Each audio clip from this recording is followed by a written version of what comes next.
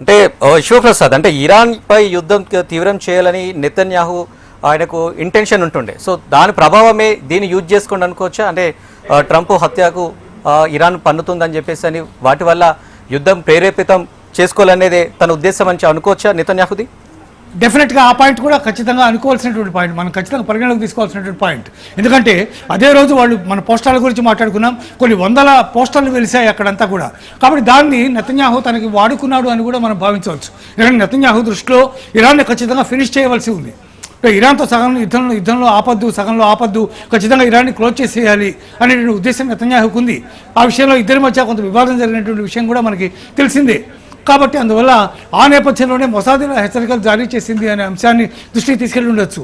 అయితే American intelligence agency కూడా report చేసి ఉండే అవకాశం కూడా ఉంది. ఒకవేళ అదే జరిగితే అది కరెక్ట్ అవ్వచ్చు, దాన్ని మనకు ఎవరు ధృవీకరించట్లేదు. ట్రంప్ కనుక ఒకవేళ మా ఇంటెలిజెన్స్ ఏజెన్సీ ఈ విధంగా మాకు తెలియజేసింది అని అనుంటే అది డిఫరెంట్ ఇష్యూ.